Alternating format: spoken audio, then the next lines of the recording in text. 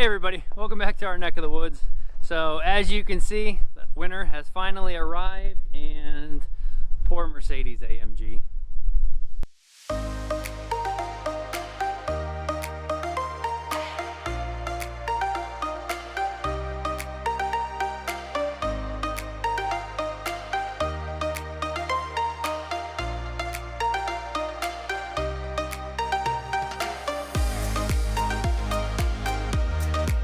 So nothing got done yesterday. I ended up working for an extra shift, and the boom lift went back to the rental place, so there's really nothing that we could do anyway.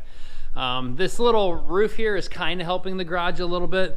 As you can see, my truck is pretty much cleared off. There's a little bit of snow on the ground, and obviously we still got to get these windows kind of Tyvek'd up, but it really doesn't matter because half of the roof there is off anyway. So I did contact the metal roofing company, and he's asking the boss how much to come out here and sheet the roof, because obviously we did get a few panels on already, so that should drive the cost down a few bucks, but it's still probably going to be around $4,000 to do everything.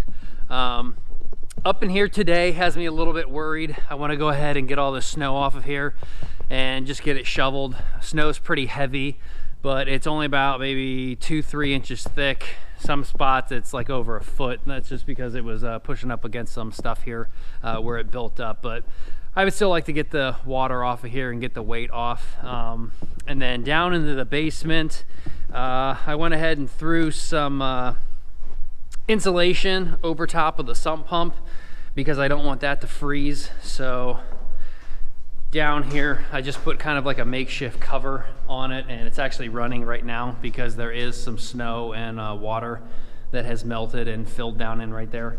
As you can see though, the wind really doesn't blow in any snow this way, so these windows don't technically need covered up. There's nothing to really keep out down here, but we do need to get the snow kind of off of the stairs and off of the subfloor and just keep it a little bit cleaner and get rid of some of that weight, especially so that wood can kind of breathe. But yeah, we're kind of at a standstill until we get windows and doors and sheathing on. Other than that, there's not too much to do. So stick around. We'll figure out the rest of this video for something that we can do, and we'll kind of go from there and take it one step at a time.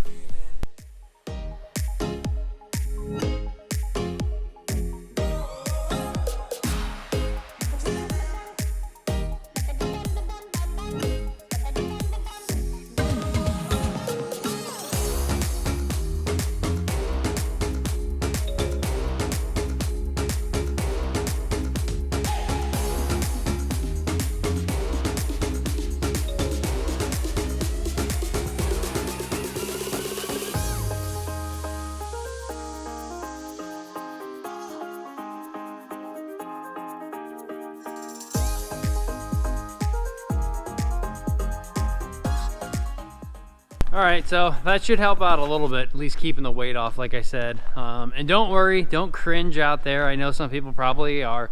I kept the snow shovel blade kind of up so I wasn't digging into the OSB. There are a few spots, like I said already, that are kind of lifting just because it is OSB and it's sitting outside. It does have a 1-year exposure though, so I'm not worried about the structural integrity of it, you know, diminishing or really failing anytime soon. But we definitely need to get the windows on, or the roof on and the windows in, or at least again maybe throw up some Tyvek or something to kind of keep the snow out when we do get the roof on. Just for right now, man, would you just look at them views? Just everywhere you look, the snow falls so nice out here. Just because there's so many trees, everything hangs down nicely. Back in the backyard, even better, that you can kind of even tell where the field now is. I know it's probably a little bit difficult looking before, but if there were deer right now, you can see them walking back into where our property stops and where the field starts. And then we've got 2 spots where I've kind of cut through there and cut through over there, that it's a nice big open path that they can walk in.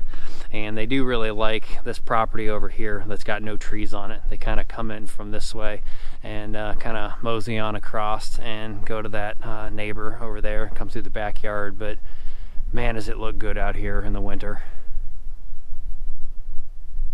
As I said in the last video, we were like a day or just a few subscriptions away from getting monetized, and I think that happened officially on Sunday night, and it's Tuesday right now, December 1st. And yeah, we got monetized. It actually went really fast. The Google AdSense program like approved it right away. They quickly send like some change to your checking account to make sure that it's yours and that it's working. That only took like a day to review our channel and to go over everything to make sure that we could be monetized. Like, we're not doing copyright material like music videos, and we don't have any illegal music and stuff playing on here. They approved that in a day. So literally in 2 days we went through the entire monetization process, and today I actually just started uploading some videos or editing them to where we kind of want to show ads being placed. And I know not everyone is happy about that. Yes, ads are annoying, especially ones that you can't click through, but that is how YouTubers get paid. And if you click through the ones that are clickable, that you can skip, that does take money away from YouTubers. It's not a huge deal to us, but I'm just saying, if you are watching and clicking through really fast, just keep in mind for other people, that is sometimes their income. So that is how they get paid, from doing all of this work and the editing and going through all the time that we spent to try and get monetized and getting these videos out. So thank you all. We did it. We got to where we wanted to go. It's awesome to actually even just start seeing pennies rolling in. I don't really care, but it's fun to just see that. So thank you all for subscribing and watching and getting us to those minutes really, really fast. Hang tight. We'll try to figure out what we're gonna do the rest of the day, or go get a sheet printed out and see if we can figure out like a lumber cost and see how much I need to actually build like a little staircase to get up into the house. But I do want to wait on looking into some things to make sure that that's all up to code, because it is different everywhere where you live. But stick around and we'll see you guys back in a little bit. I think I actually have enough lumber to get these stairs started. So first thing I want to do is measure out how big I want this. So I'm probably going to start over to here where this Fox block is. That way I can attach to here. And attaching the first plate kind of to here isn't really structurally going to be holding it up, because underneath of that we're going to be running some 4x4s like up here and up here on the side. So that will be holding the plate up. The screws will just kind of be holding the plate to the wall so it doesn't want to fall away.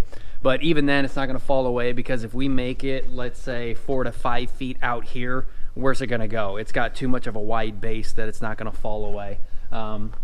If the county comes by and they don't like that, we can always send in a lag bolt, like a Tapcon, through here, because this block here is a taper block. So this foam right in here is only a 1/2 inch thick. So we would only have to drill through that, and then we're directly in the concrete. So we can Tapcon this plate to here so the stairs actually can't fall away from the house if that's what they require by code. But first things first, I'm just going to measure out from this Fox block strip over to somewhere maybe around here, maybe even around here, so we can get a nice big long landing in. That way when you're bringing stuff up into the house, you're not just standing on, you know, a little pad. You got a little bit more room to set something up on here. Like I said, I should have all of the lumber here except the stringers. I am going to buy them because this is obviously not a very tall height. So just going and purchasing 3 stringers is just going to be quick and easy and getting it done. So the first thing I also want to do is I don't want the stairs to actually be flush, because that's going to save on stringer height and that's going to save on stringer length.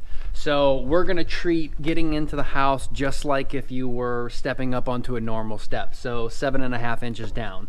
The only thing is though, I'm going to make it more in the 6.5 inches down, because when we set the door in here, I don't actually know how big the door thickness is on the bottom. So let's say at max it's 1 inch thick. Well, I don't want to measure 7.5 inches down, put my plate here, or let's say 8.5 inches down, because obviously you're going to have the decking on here that's 1.5 inches thick too. But I don't want to go 8.5 inches down put my decking on for 7.5 inches, and then put in the door, and now you're 8.5 inches up, and now you're beyond code for a step getting into something. So we're gonna go down from here about 6.5 inches, and then another 1.5 inches to go ahead and put that first plate on. But first, I'm just gonna measure down, figure out where I want, bolt on a plate here, and then we'll figure out what sort of box we want to do. And then I want to show you guys a little tip that I like to do that not a lot of people do, that I think should be code everywhere even though it's not. And I'll just go into my thought process of why I think it's better and safer for even a little deck, a large deck or porch, or even pole barn builds.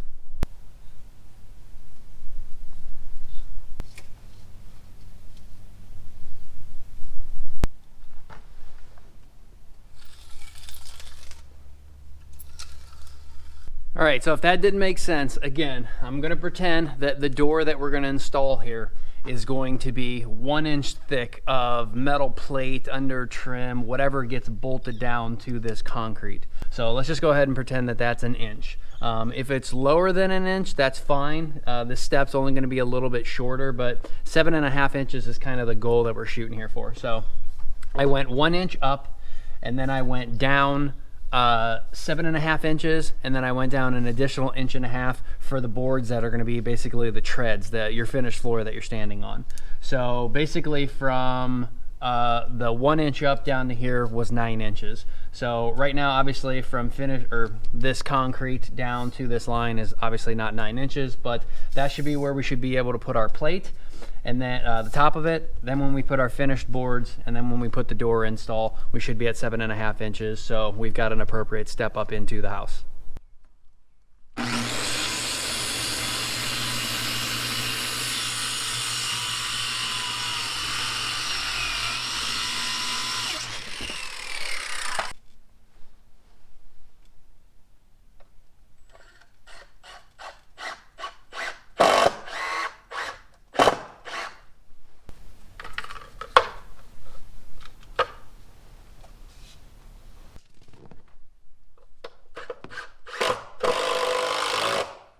All right, so we got the first plate bolted in. I did go ahead and put 2 screws every 8 inches on center with all the Fox strips just because they're there. And this thing's never gonna go anywhere. Again, the county may come along and say, hey, I don't like this just sitting here with screws, especially since these screws, again, are construction screws. They're not meant for anything structural. And this is actually treated lumber because it was what I had laying around. So this treated lumber is probably going to eat these screws, but again, Tapcons are approved for treated lumber, so we can come back at a later time and go ahead and throw some Tapcons through this lumber, through the 1/2 inch of foam right here, and then we'll be directly in the concrete. So this ain't going to go anywhere. So next up, we're going to go ahead and build the box out. Go ahead and put a 2x this way, coming out this way, across, and then the same thing over here. We'll come in this direction and build this box out this way, and then come over here. And we'll go ahead and get it supported. We'll go ahead and get our finished height again from where finished floor is going to be. So if we put a 2x up here, we'll know from this height now down to the floor. And because this floor does taper, we are going to have to adjust the stringers. So not every one of those stringers can be set for the inside, the middle, and the outside can be exact, because we have about an inch drop, or somewhere around an 1/8 to 1/4 inch drop per foot. So those are going to have to be adjusted before we put those on. But yes, this is overkill. Again, treated 2x12 on the inside of a garage, no need at all, but it was free and what I had laying around as scrap, so might as well go ahead and use it and save some money.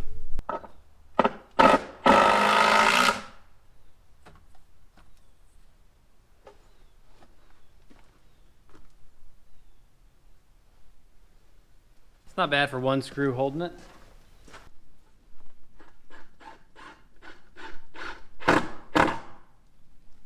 All right, 1 down, 2 more to go. I'm gonna leave these 2x4s here just kind of as a support, but this really can't go anywhere. There's screws now going in from this one into the plate now against the wall, and it's actually resting against the ICF, so it can't really bend down or go anywhere. But when I start standing on it, obviously I'm gonna want these 2x here, and then again, I'm gonna show you a little trick here when we start building out these posts where the supports are gonna go.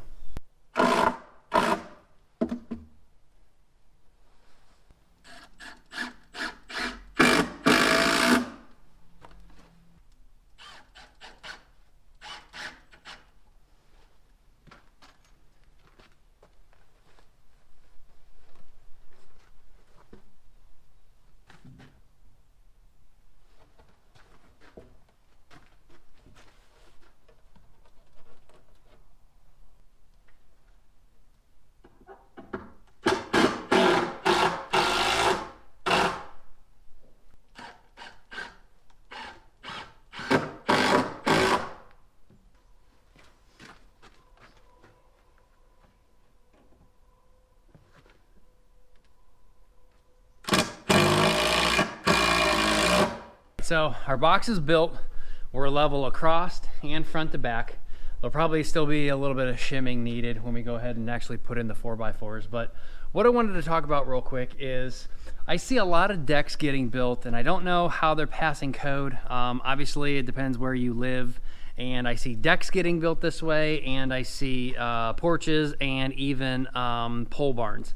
Basically, what I'm seeing is if this was my 4x4 in this corner, or if this was my 6x6 in a pole barn, this is how I see them getting attached.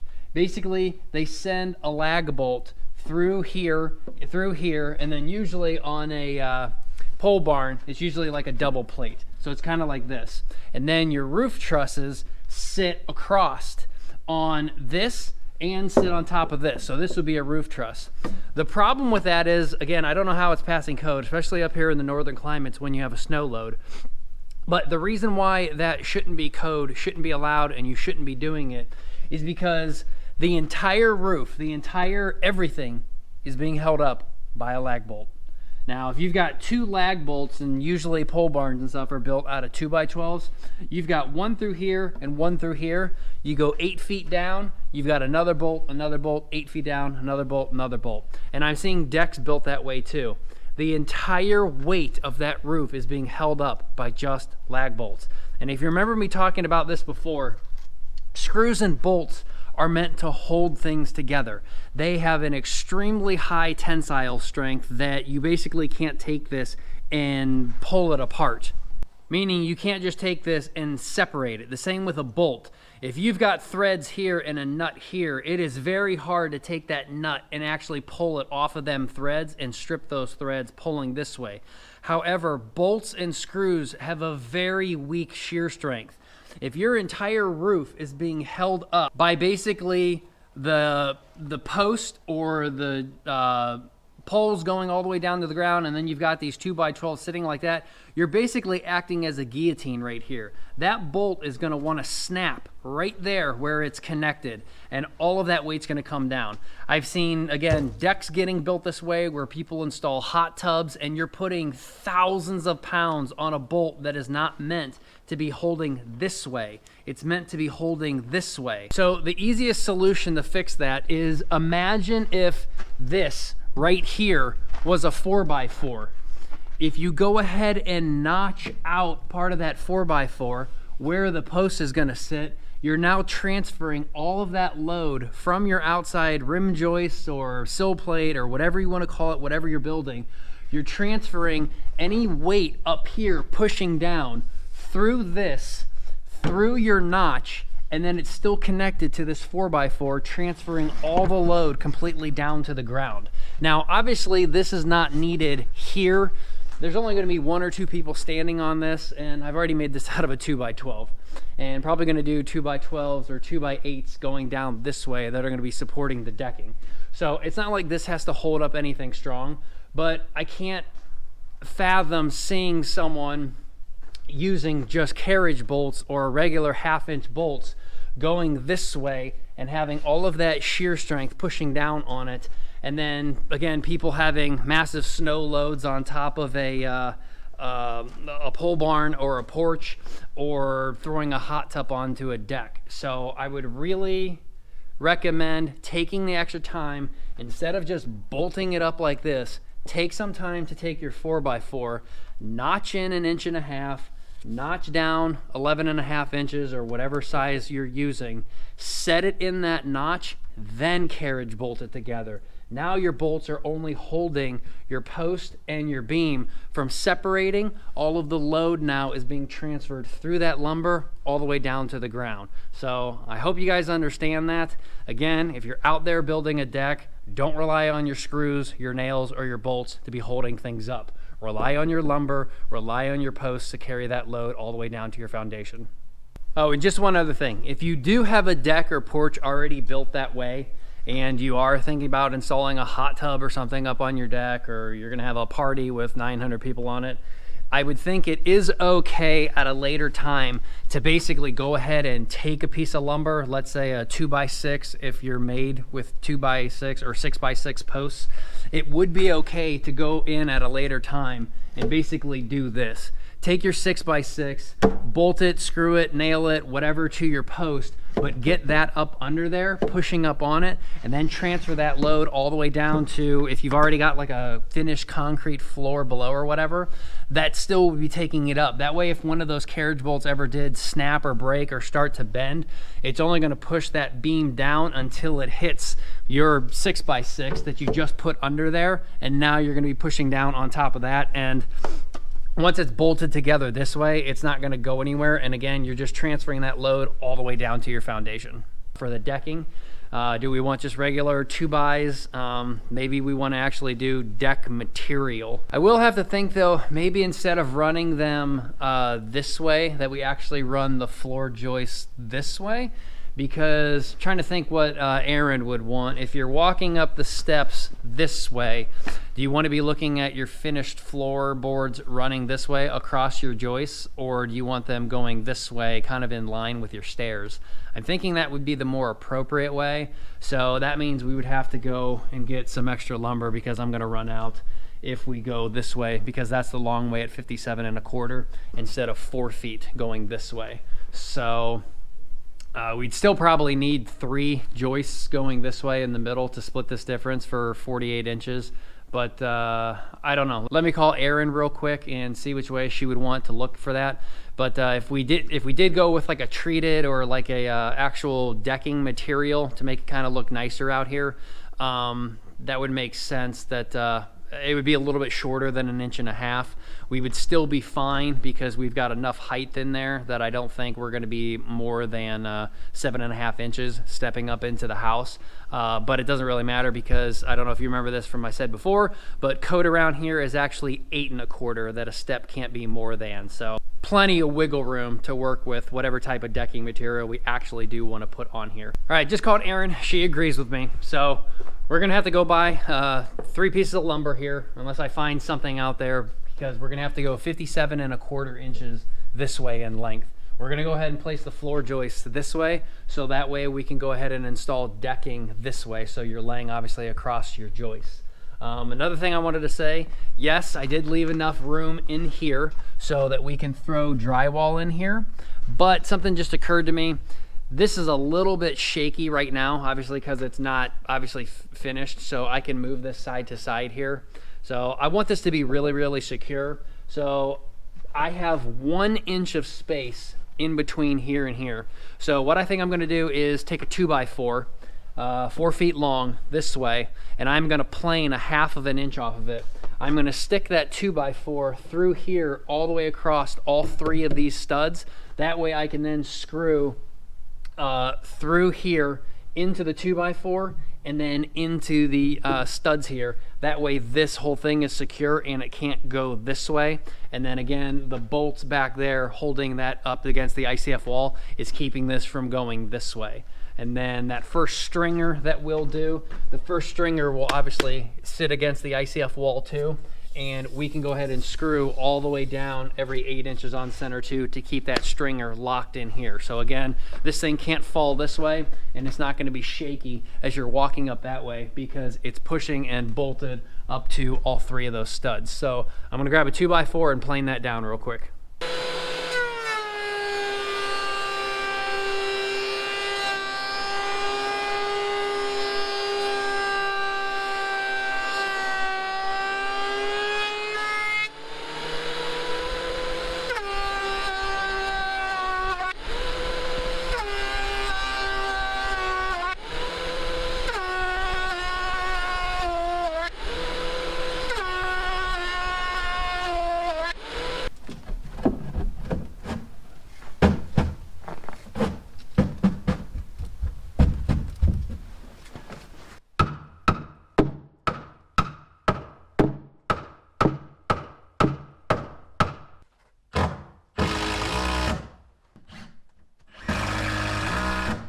All right, sweet, that worked like a charm. This thing is rock solid now. I can't move it this way and I can't move it this way. So we can go ahead and bolt up the stringers, go ahead and put in the joist going this way, and let Erin pick out a decking and a nice trim work, because we're gonna wanna hide all this and make the staircase look nice.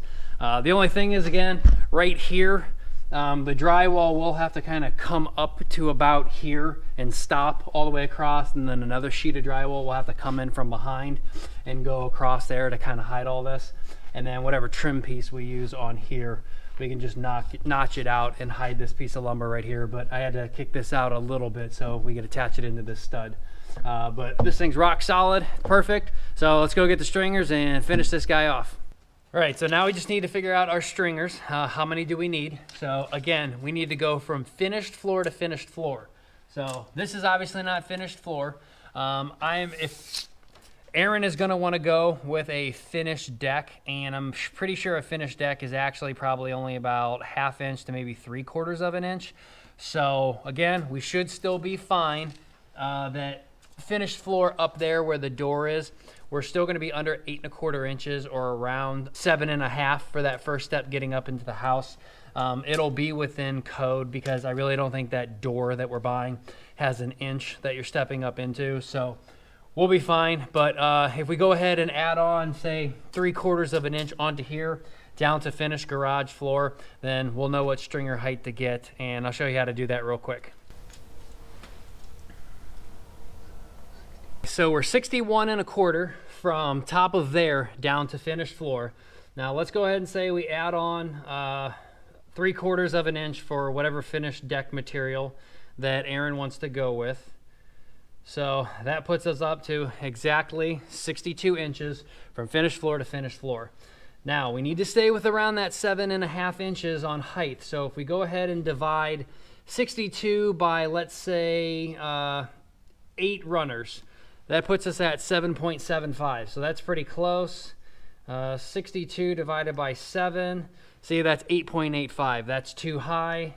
And 62 divided by 9, that puts us a little low at 6.88. So looks like we're gonna need 8 risers. Now, Menards sells their stringers by the number of steps, not by rises. So again, the rise is the part going up that you have to step onto to get to a step. So we need 8 verticals going up, which that actually should be 7 steps total, not including the one that when you actually get up onto the landing. That should technically count as a step 2 because that's how many you're stepping up onto. But we need to go pick up 7 steps from Menards, and I already looked earlier, and unfortunately they don't sell a stringer that has 7 steps. They have 2, 3, 4, 5, 6, 8, 9, 10, 11, 12, 13, 14. So it's so perfect that number 7 that I need is out. So we're gonna have to buy 8 steps, cut off that 8th one to make 7, and then that will give us the number of rises that we need.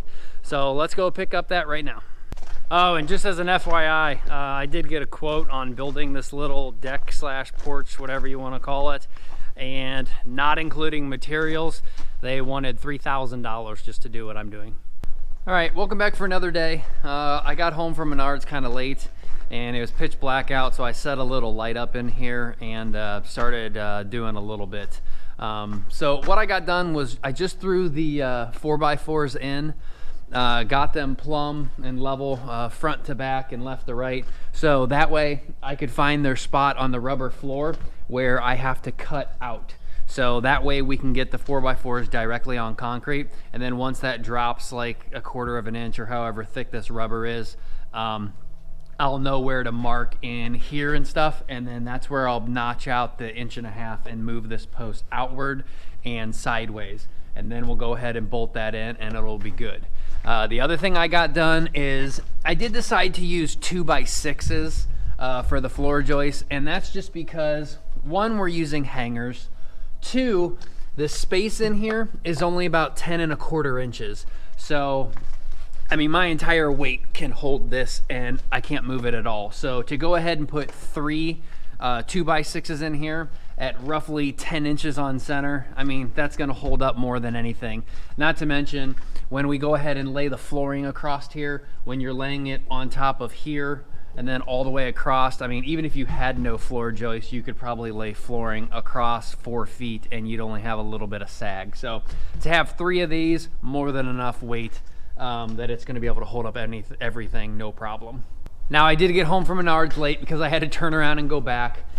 These 3 posts, this one, that one, and the back one, I only bought 8-footers, but as I'm driving home, it dawned on me to do the math again, and 8-footers actually wouldn't have been tall enough to have an appropriate size railing here, which would be code. So these 3, I had to go to 10-footers and return the 3 8-footers, so that way I can cut these down and put an appropriate railing here. But the railing that we're gonna get for coming inside of the house is gonna be on this side going down, so you can't fall off the stairs going this way. So this 8-footer here is actually gonna be cut level with the top of here, because I don't really need a railing where the wall is. I'm only going to need one as you're coming up this way. And as far as I know, code only requires 1 railing for a little deck, that the side that you're coming up or the side that you can't fall off of. Now, to kind of scrap half of this video, when I was telling you guys 7.75 inches was the height of the stairs, that would have been for measuring out from finished floor to finished floor, trying to find out where you wanted. That was if you were going to cut your own stringers. Well, as I got home yesterday, I obviously bought these stringers. They're not staying with the size that we want to do. So these aren't 7.75, these are actually only 7. So we unfortunately have to go with 8 stairs instead of 7, because that's just the way that they're gonna work out by the size that these were cut. So that's basically where it is. Right now it's actually just sitting there. It's not screwed in or held up or anything. So the only thing I do have to do is the bracket that I have that's gonna attach the stringer to the plate here. There is enough room for me to cut down about an inch or so that the bracket will still be fully bolted into here, but I have to get this first step down about an inch or so, or this last step is actually going to be really short and not like any of the others. So we're going to have to just trim this one down here, all 3 of them actually, notch out all of the 4x4s, finish off the 2x6s in here.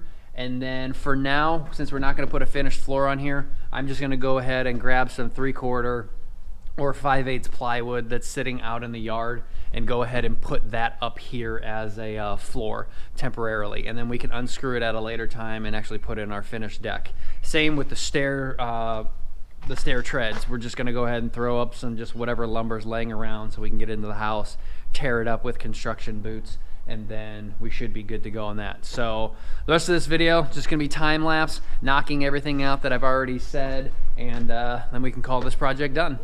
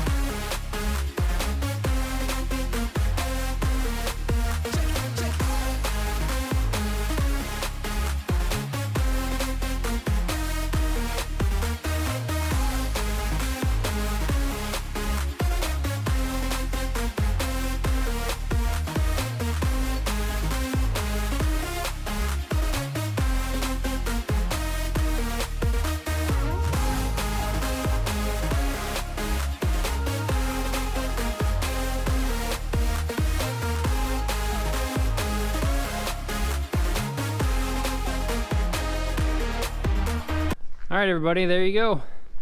I gotta say, that makes me so happy to be able to do this.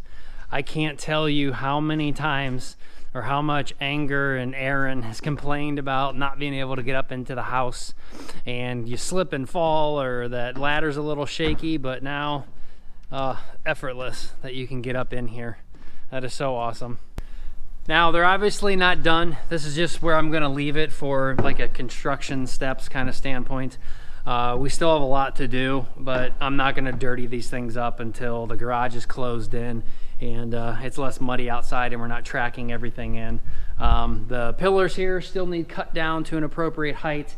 Then of course we need to put on railings from this one to that one over there. So that's all nice and sturdy and stiff and it won't go anywhere. Right now everything is just being held in with construction screws, so I will have to go find some deck screws because construction is all I had.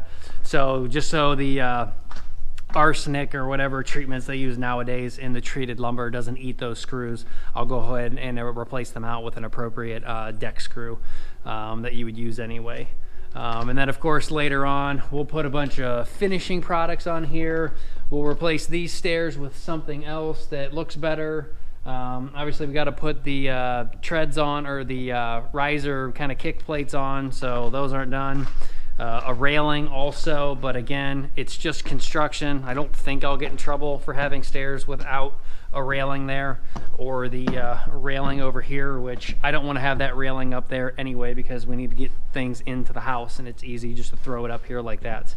On a positive note, two positive notes actually, I did go ahead and measure the door. I actually saw it sitting at Menards, and I can go ahead and put up this kind of king stud right here. It will fit for not even trimming this one down. I know you guys have been seeing why I haven't been putting that up for a long time, but that's why. I wanted him to get that door measurement 100% first. So there's plenty of wiggle room. I can go ahead and put that in and bolt it in and foam it in to air seal it. The door will fit. It is about an inch on the bottom that it will raise that up, but we've got plenty of headroom also. And the second positive note, I did get a hold of the roofers and they said that they would do everything up in here for $6,500. Now, $6,500 is more than what I said before, like the $4,000 to $4,700, and that is because I asked them how much to do everything, meaning not only are they putting up the sheathing, but they're also supplying all of the nails, all of the 5/8 clips that go in between the panels to give you that gap, and they also are going to put up the 2 layers of ice guard and the rest of the peel and stick kind of under laminate. I still need to talk with them though about how I want to do the furring strips. I don't know if they're going to fight me on that and be like, no, it's not recommended, don't do them. But I want to insist I want to do furring strips at my 45-degree angle.